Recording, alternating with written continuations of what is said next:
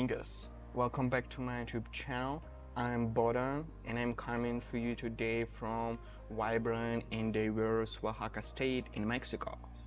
On this channel, I share my journey toward 1 million MRR with my startup while traveling full-time and enjoying my life. Today, I will share current metrics of my startup: MRR, growth rate, conversion rates, churn, providing a snapshot where we stand today. Following that, I will share insight how we approach product development and new features release. Additionally, I will share my personal experiences from different parts of Oaxaca and reflection on challenges of being a digital nomad. Let's get started.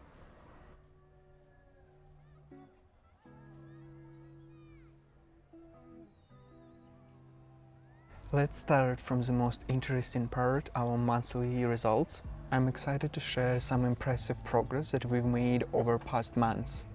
Let's dive into details. In July, we welcomed 31 new customers, averaging 1 new customers a day.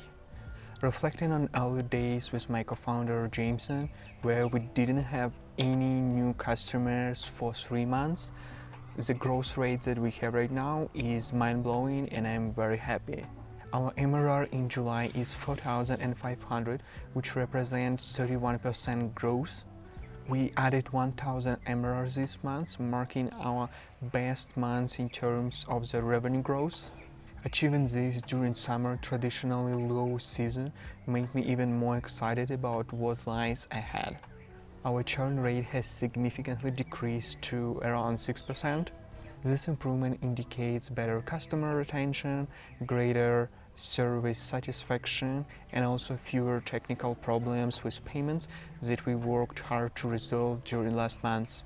Additionally, even though we discontinued South Dakota domicile product, it didn't impact our churn rate very much since only a few customers unsubscribed. Let's talk about traffic and conversion rates. After turning off irrelevant campaigns in meta ads, which I talked about in a previous video, our traffic dropped by 28%.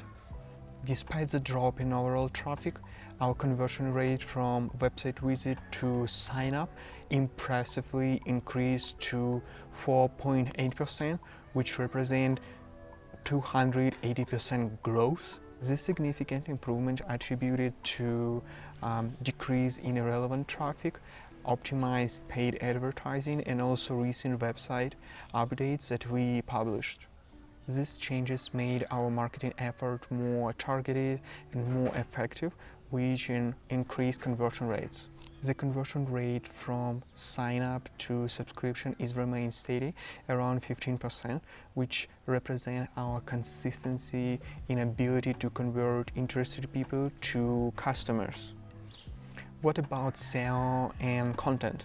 As for search performance, our traffic decreased by 3% in July.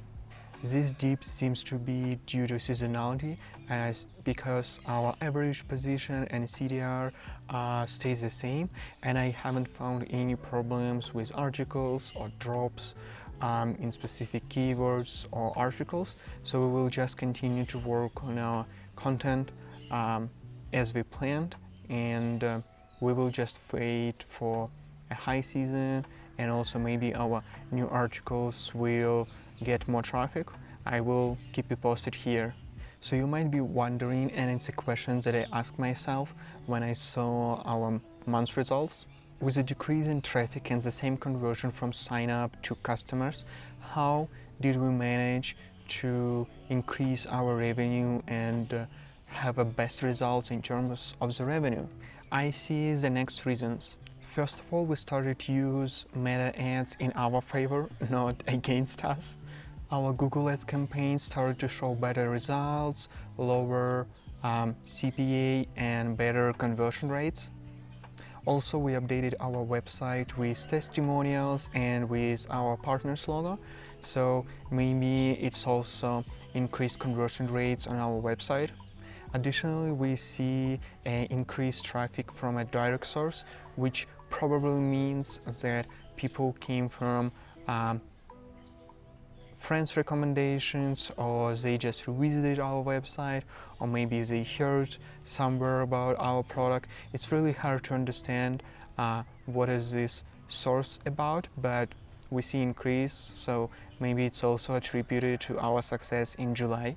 Moreover, we see increase in joint and family accounts, which show us that our current customers bring their family members to our customers base, which is great because we are growing organically.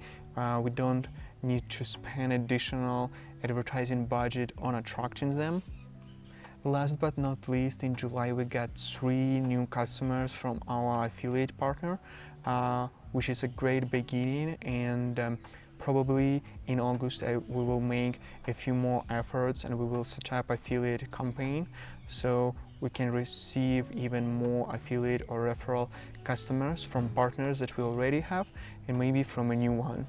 As you might see, there are a lot of small reasons why we had these successful months. I don't think it makes too much sense for us to isolate all of the changes to understand what makes more impact, since it will slow us down and that's not what we want right now. If you found these updates useful and don't want to miss our next monthly updates, don't forget to subscribe to the channel and hit the bell so you won't miss the next episodes.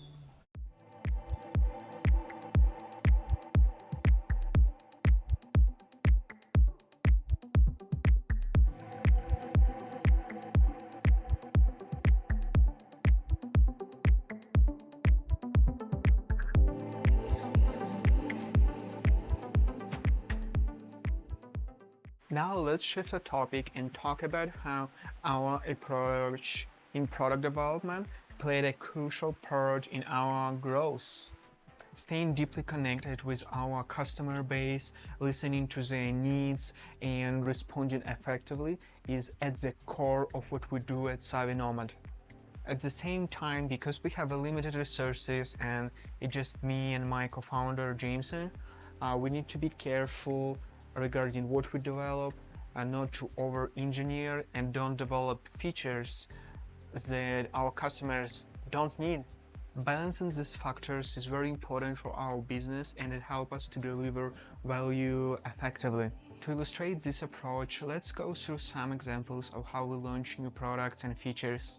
A few months ago, we saw a surge in requests to use our product together with a spouse or adult kids. Initially, we haven't considered to have a family or joint accounts at all. To meet these requests, we decided to offer to a second account or spouse, kids account, a 50% discount to our services, and also the same address for convenience of use. We started to process these requests manually through chat support, and we just updated all of the accounts which requested this.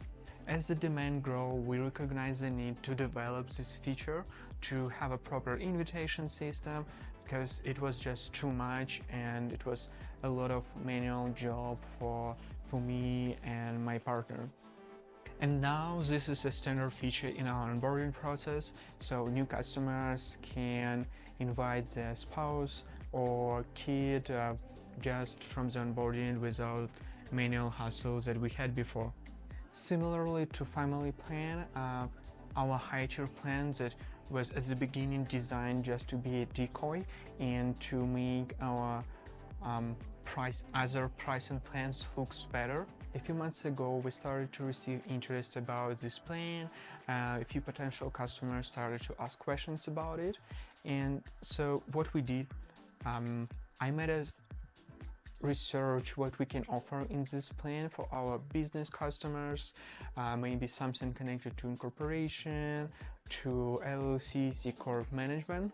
I drafted a Google Sheet with different options what we can offer, how much it would cost for us, what margin would what we would have, and I just agreed on the terms on the pricing with my business partner. We decided not to develop a separate product for high tier plan to create all those features for incorporation, we decided just to update our paywall on the website and inside of the app. And if we would have new customers in this plan, we will just work with them manually. We will do everything with our hands. And if we would see a steady demand, we would consider to develop something. This approach helps us to save time and money on development, because our resources is limited and we are not sure about this product for now. So we decided just to update paywall and then develop the product if we would see demand. If we won't see demand, it's also a great feedback from the market, and at least we saved time and money on development. Last example that I want to share with you is the launch of our new product, Nevada Domicile. Our decision to launch a Nevada product arose when we saw an increase in demand and in traffic to our Nevada articles.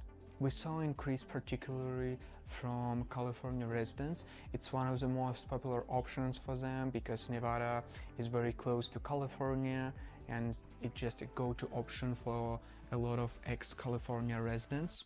Despite our main product, Florida Domicile, serve our customers very well, and Nevada doesn't have any particular advantage compared to it, we decided to follow demand and launch Nevada products, since a lot of California residents want to become a Nevada domicile and move their residency to Nevada. These examples highlight our philosophy: stay in touch with the customer, follow the market demand, try to sell it first, deliver without developing, and then develop if needed.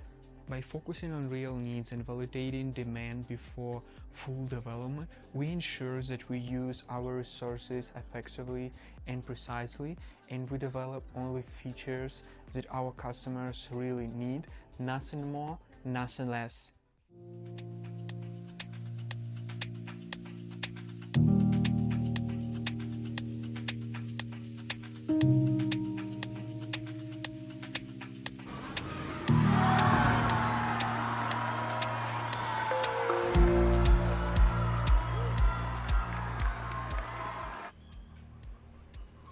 I want to share with you some personal reflections on my nomad journey. In the last video, I shared about loneliness challenge that I have, and I felt really sad in June. Good news that in July I felt much better and feeling less lonely. One of the reasons is because I stayed in a nice co-living. I connected with a lot of new people, I made a lot of new friends, we celebrated birthday together, we had a family dinners, we went to some day tours together. I felt much more connected to the people, and I almost didn't have a feeling of loneliness or that I am by myself. However, this experience highlighted for me the hardest part of being a nomad is you always need to say goodbye to people and places that you love, and it's the hardest part for me. I have these feelings when I am visiting my friends in other countries and then I had to leave them. The same with the family, with the new places.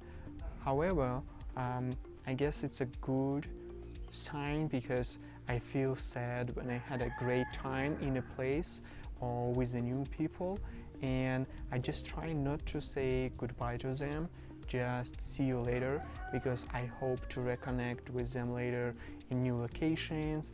And I'm also trying to stay in touch with them in social media, just chat, maybe call, and yeah, just trying to stay in touch with them. During solo travel, I definitely learning a lot about myself, how I feel around other people. I also reflect about my life, about loneliness, so it's a great exercise, and yeah, I will keep you posted on my solo journey, how I'm going through loneliness, how I meet new people. So thanks for listening.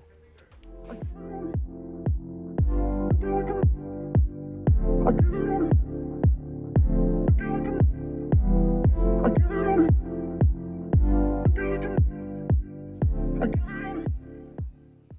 of the most rewarding parts of being digital nomad is opportunity to explore new locations and immerse myself into different cultures. In July, I had a chance to visit different parts of Oaxaca State, Mexico. Each place has own vibe and experiences. Oaxaca City quickly became one of my favorite spots. Compared to Mexico City, I found it more enjoyable. It's not as big as Mexico City, but you have enough restaurants, entertainment, architecture is very beautiful. City doesn't feel as crowded and polluted as Mexico City. However, it also have own noisy moments, especially during some holidays and cultural celebrations. They have a lot of firework, a lot of explosion. It definitely affected my sleep. Despite that, I have an amazing time in Oaxaca City. I met a lot of people, I had a lot of fun. I got my tattoo in Oaxaca City, and because I went to work with the same artist, probably I will be back in Oaxaca someday. After vibrant Oaxaca City, I decided to go to mountains to have a completely different experience. So my next stop was San Jose del Pacifico. It's a small village in Oaxaca mountains. Village renowned for its rich mushroom culture. The nature is also amazing.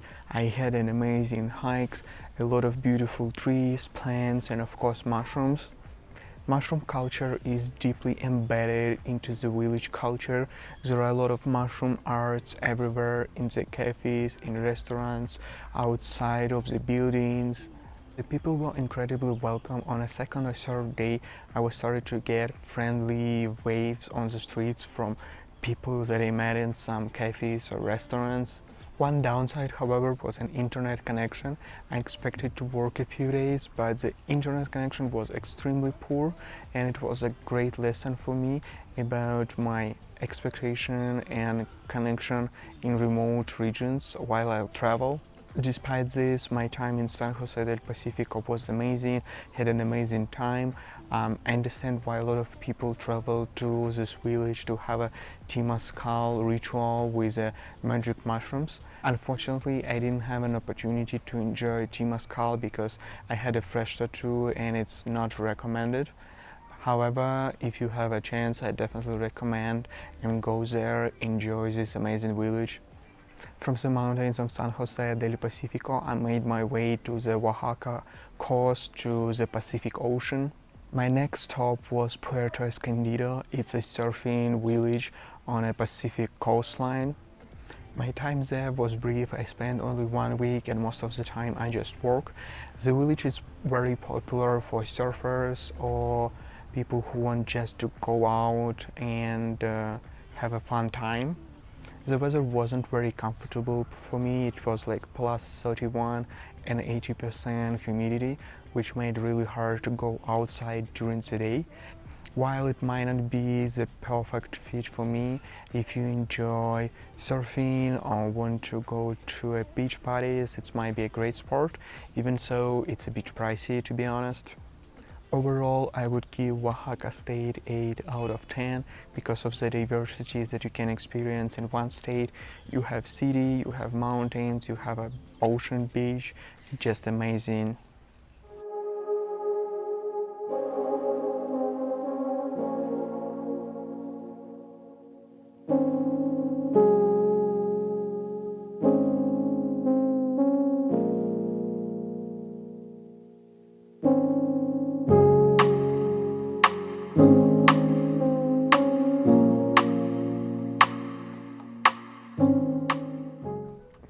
As my time in Mexico comes to the end, I'm excited to see what's next.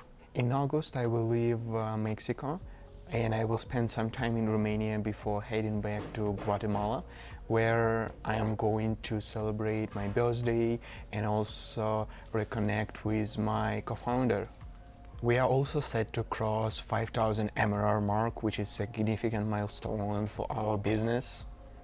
But remember, in startups, in life, it's not about destination, it's about journeys that you have along.